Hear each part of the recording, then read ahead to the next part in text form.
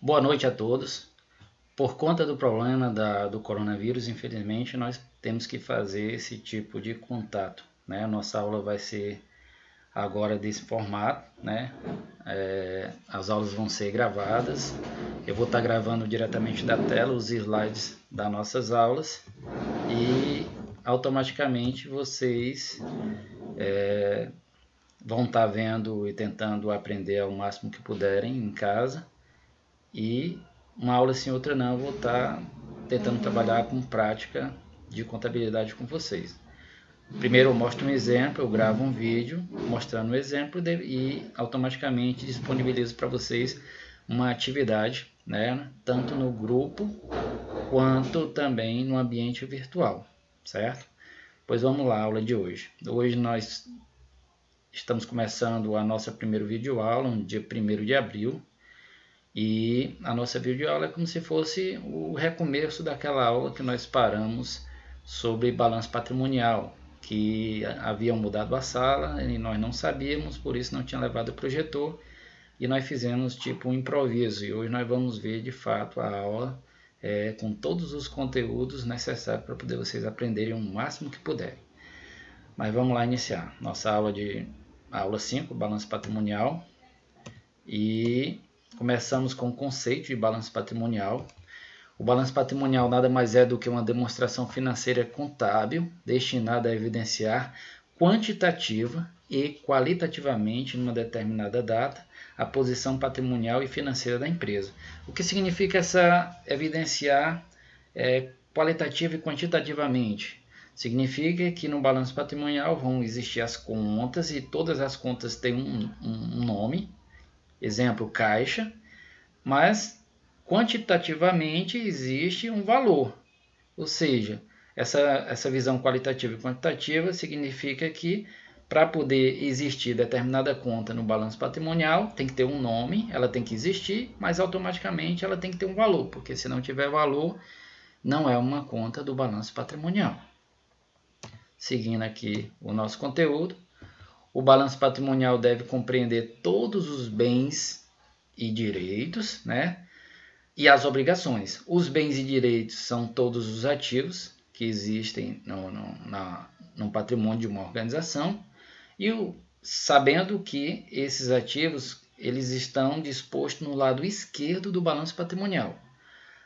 Ao contrário, nós temos as obrigações, que é o lado do passivo, e compreendem o lado direito do balanço patrimonial.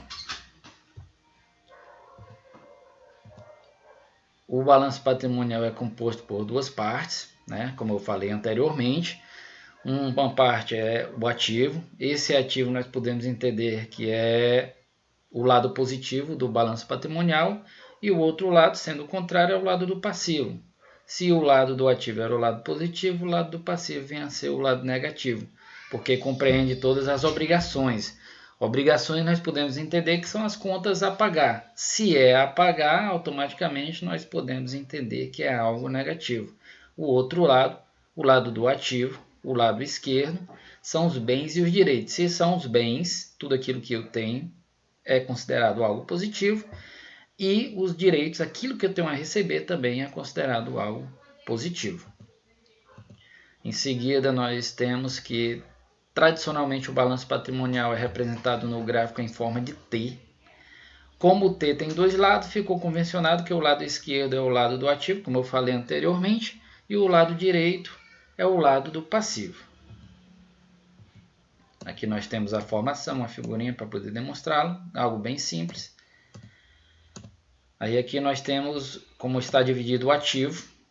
No ativo, as contas representativas dos bens e direitos serão dispostas em ordem decrescente de grau de liquidez dos elementos nelas registrados, em dois grandes grupos. Quais são esses grandes grupos?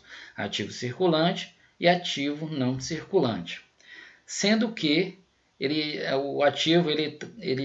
o conceito de ativo ele fala que são contas representativas de direito que serão dispostas em ordem decrescente de grau de liquidez. O que significa essa ordem decrescente em grau de liquidez? Significa que uma conta, quanto mais líquida ela for, mais em cima ela vai ser no seu lado. Que lado? Do ativo circulante ou do ativo não circulante. O que significa ser mais líquida? É uma conta que já seja dinheiro ou uma conta que seja mais próxima de se tornar dinheiro. Isso é grau de liquidez, né?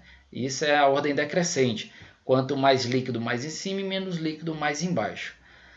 Aqui nós temos o conceito de grau de liquidez, é o maior ou menor prazo no qual bens e direitos podem ser transformados em dinheiro. E quer dizer o que eu acabei de falar para vocês. Aqui nós temos o ativo circulante.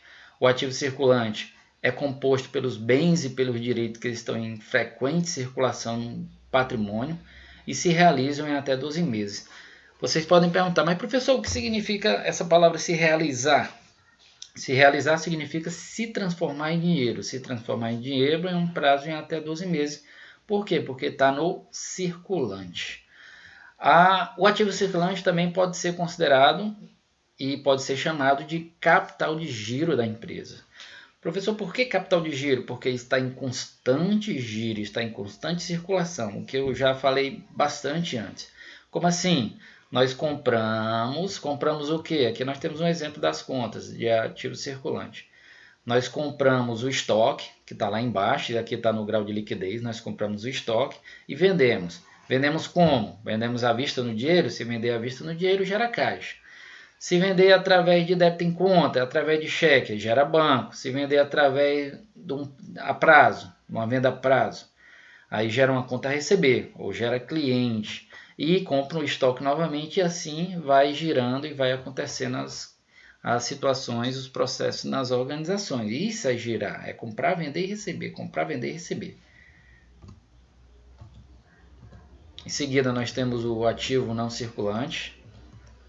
O ativo não circulante são as contas que podem se realizar, ou seja, que podem se transformar em dinheiro, ou as contas que não se realizam. O que significa isso? São aquelas contas que não estão ali para se transformar em dinheiro, são aquelas contas que não estão ali para serem vendidas, né? Tipo o estoque. Segundo estabelece a lei número 6.404 de 1976, o ativo não circulante é dividido em 4 subunidades. Primeira, realizava a longo prazo, que nós vamos estar vendo uma a uma, separadamente. A segunda, investimentos. A terceira, imobilizado. E a quarta, intangível. Veja bem, aqui está seguindo o grau de liquidez também, o grau de liquidez das contas do ativo não circulante. Sendo que o realizava a longo prazo significa que é a conta mais líquida do ativo não circulante. E o intangível é a conta menos líquida.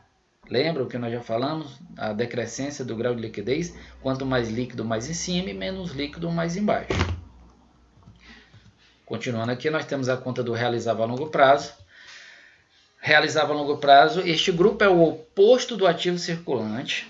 São classificadas as contas representativas dos recursos aplicados em bens e direitos que circularão após o término do exercício social seguinte. Ou seja, é tudo aquilo que vai circular, que vai o quê? Que vai se transformar em dinheiro em um tempo maior que 12 meses. Exemplo, contas a receber financiadas. O que significa isso? É quando a empresa vende para o cliente com um tempo maior que 12 meses. Automaticamente ele não está parcelando, ele está financiando aquele bem ou aquele serviço que ele prestou ou que ele vendeu para o cliente. Por que financiando? Porque até 12 meses é chamado de parcelamento. Acima de 12 meses deixa de ser parcelamento e passa a ser financiamento.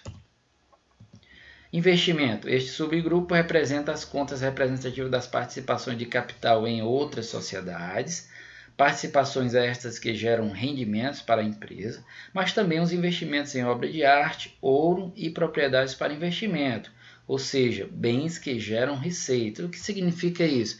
Os investimentos contábeis, vale ressaltar, são todas aquelas contas que existem nas empresas que, porventura, a empresa tinha um dinheiro disponível, estava sobrando, estava ali parado, e nós sabemos que dinheiro parado, com o passar do tempo, ele vai perdendo o poder de compra. E o que é que algumas empresas fazem quando tem muito dinheiro sobrando? Elas pegam esse dinheiro e investem, fazem um investimento contábil em alguma coisa. E esse investimento contábil é o quê? É um investimento, é uma aplicação de um dinheiro que vai gerar um rendimento. visível e plausível para a empresa. Imobilizado. O imobilizado são classificadas as contas representativas dos recursos aplicados em bens corpóreos destinados à manutenção das atividades da empresa. O que significa esses bens corpóreos? São aqueles bens que servem para poder dar suporte à realização da atividade fim da empresa. Exemplo, os móveis e os tecidos. Todos os móveis que tem na empresa, eles não estão lá para serem vendidos. Estão lá para quê? Para servirem de suporte para a realização da atividade, que é vender um produto ou um serviço. Veículo, da mesma forma, imóvel, computadores, veículo. No caso dos veículos, a não ser que seja uma concessionária. Uma concessionária, os veículos que dão suporte serão imobilizados, mas aqueles veículos que estão lá para serem vendidos serão considerados estoques. Em seguida, nós temos o intangível.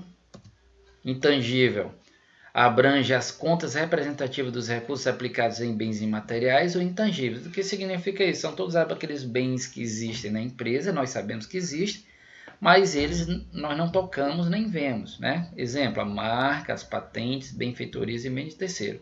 A marca é a própria marca da empresa, que hoje em dia as marcas têm valor. Patentes é quando a empresa registra alguma coisa que ela criou, gastou algum dinheiro com essa patente, automaticamente esse dinheiro gasto ele vai para a conta intangível, é chamado a conta patente. E benfeitoria em terceiro, como eu já falei, quando a empresa gasta dinheiro para poder estar reformando um imóvel que porventura servirá de ambiente para poder colocar a empresa para funcionar, esse dinheiro foi gasto com beleza, e sendo gasto com beleza, a beleza é intangível, automaticamente fica no intangível esse gasto que foi feito. Caso o empresário não tenha qualquer negociação com o dono do imóvel para poder ser diluído esse valor no aluguel, porque se for diluído esse valor no aluguel, automaticamente não será tido como sendo um intangível, será uma despesa. Vai ser uma despesa direta e não será bem intangível. Em seguida, nós temos o passivo. O passivo é a parte do balanço patrimonial que evidencia as obrigações, passivo exigível, capital de terceiro, e o patrimônio líquido, passivo não exigível, capital próprio. Qual a diferença deles dois? É que passivo exigível, capitais próprios, é tudo aquilo que eu pago em detrimento de qualquer outra coisa. Eu sou obrigado, é exigível eu pagar esses valores. Exemplo, a conta de água. A conta de água eu vou gastar água e no final do mês, independentemente que a empresa tenha lucro ou tenha prejuízo, a CAGES vai querer receber esse papel da água. E isso é um passivo exigível. Outro exemplo é quando eu faço um empréstimo. Eu fiz um empréstimo e são capitais de terceiros e automaticamente, embora a empresa tenha prejuízo ou tenha lucro, eu tenho que pagar esse valor que eu pedi emprestado. O outro lado aqui nós temos o patrimônio líquido, que são passivo não exigível ou capital próprio. É passivo, ele gera uma obrigação. Qual é a obrigação? Os sócios investiram dinheiro na empresa, a empresa tem a obrigação de gerar lucro para esses sócios. Por que não é exigível? Não é exigível, por quê? Porque os sócios só vão receber lucro se a empresa lucrar. Se a empresa não lucrar, obviamente os sócios não receberão nada. Por isso é chamado de não exigível. As contas representativas das obrigações, passivo exigível, capitais de terceiros, são classificadas em dois grandes grupos. Quais são esses dois grandes grupos? Passivo circulante e passivo não circulante. Nestes dois grandes grupos, as contas devem ser classificadas observando-se a ordem decrescente do grau de exigibilidade dos elementos registrados. Professor, o que significa esse grau de exigibilidade? Se no ativo é chamado da ordem decrescente do grau de liquidez, quanto mais líquido mais em cima e quanto menos líquido mais embaixo, no passivo exigível são ordem decrescente do grau de exigibilidade, o que significa quanto mais próximo do vencimento vai estar mais em cima essa conta e quanto mais distante do vencimento vai estar mais embaixo essa conta registrada no lado do passivo, seja ele o passivo circulante ou o passivo não circulante. Grau de exigibilidade, para só para conceituar, representa o maior ou menor prazo em que a obrigação deve ser paga. Nós temos aqui o passivo circulante. No passivo circulante são classificadas as contas representativas das obrigações cujos vencimentos ocorrem durante o exercício seguinte, ou seja, acima de 12 meses. O que significa isso? No passivo circulante são classificadas as contas representativas das obrigações cujo vencimento ocorre durante o exercício seguinte.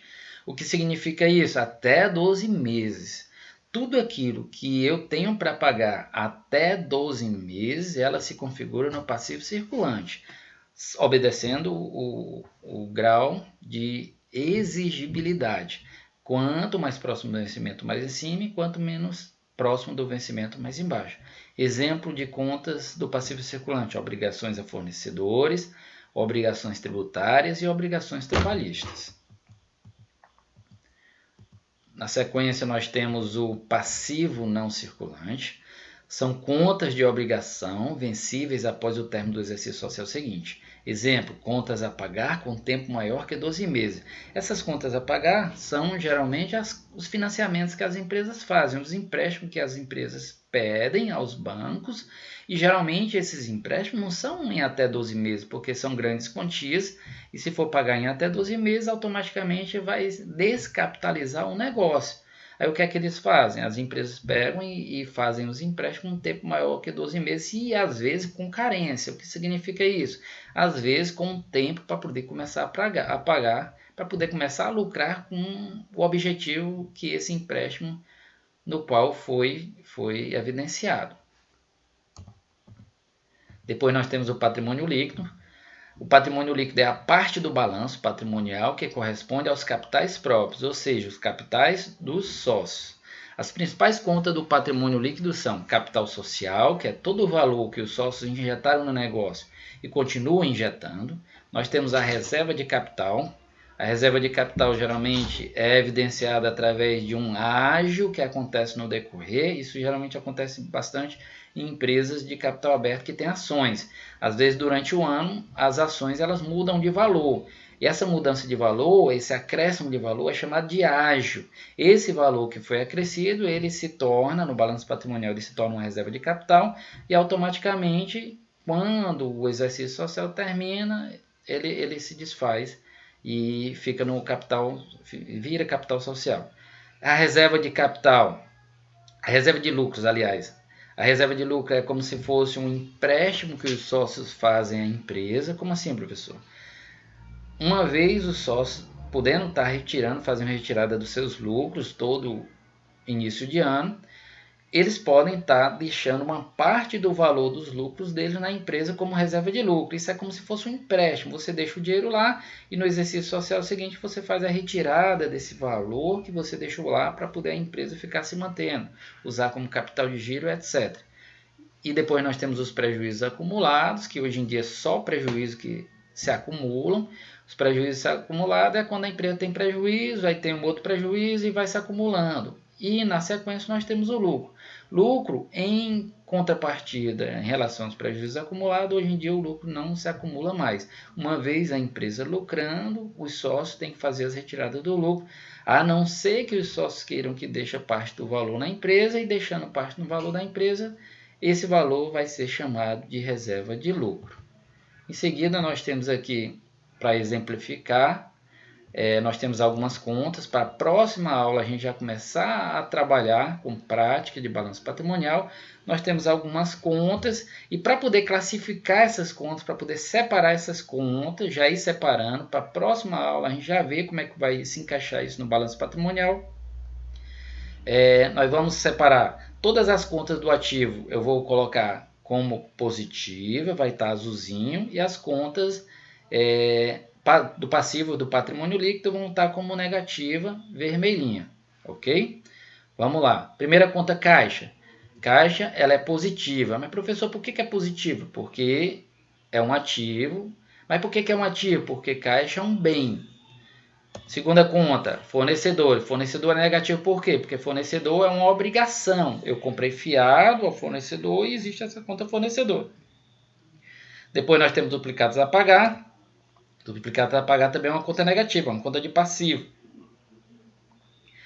Professor, por que é uma conta de passivo? Porque é uma conta a pagar, é uma obrigação. Depois nós temos máquinas e equipamentos. Máquinas e equipamentos também é uma conta positiva. Mas, professor, por que é uma conta positiva? Porque é um bem. Se é um bem, está do lado do ativo. Depois nós temos móveis e utensílios, também é uma conta positiva, também é um bem, por isso que é ativo. Depois nós temos o banco, também sendo uma conta positiva. Por que o banco é positivo? Porque é um direito, é todo o dinheiro que a empresa tem lá dentro do banco, da conta bancária. Por que não é um bem? Porque não está dentro da empresa. Se estivesse dentro da empresa, obviamente seria chamado de caixa. Mas como não está dentro da empresa, está lá no banco, então a empresa tem direito sobre esse dinheiro lá no banco. Mas não é considerado bem estando no banco. Frete a pagar. Se é a pagar, é uma obrigação, por isso que é negativo. Estoque de mercadoria. Estoque é bem. Sendo bem, é positivo, é ativo. Capital social. Capital social é considerado negativo. Mas, professor, por que capital social é considerado negativo? Porque é capital do sócio. Teoricamente, a empresa e o sócio são separados. O sócio injetou dinheiro na empresa para quê? Para poder gerar uma obrigação. Então, se esse capital gera uma obrigação, então ele é visto, teoricamente, como sendo negativo.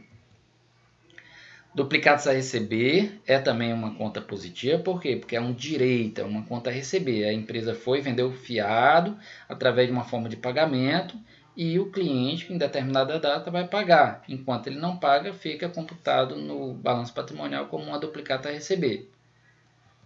Depois nós temos salários a pagar, sendo, mais uma vez, uma conta a pagar, é uma conta negativa porque está do lado do passivo. Da mesma forma, energia a pagar é uma conta negativa, por quê? Porque é a pagar e está do lado do passivo. Água, da mesma forma, é uma conta a pagar, se é uma conta a pagar, está do lado do passivo. Financiamentos a pagar, da mesma forma, é uma conta negativa porque é uma conta a pagar. E tributos a recolher, também é uma conta de passivo. Nós já falamos em sala de aula. Existe uma diferença entre conta a pagar e conta a recolher. A conta a pagar é aquilo que a empresa paga. Ela tira do dinheiro da empresa e paga. Recolher, não tira do dinheiro da empresa. Tira do dinheiro dos funcionários, faz o recolhimento e transfere. Transfere para onde? Para de direito é para ser transferido, seja os governos, governo municipal, federal, estadual, etc. É isso, a nossa aula finalizou. Eu espero que tenha sido proveitoso para todos.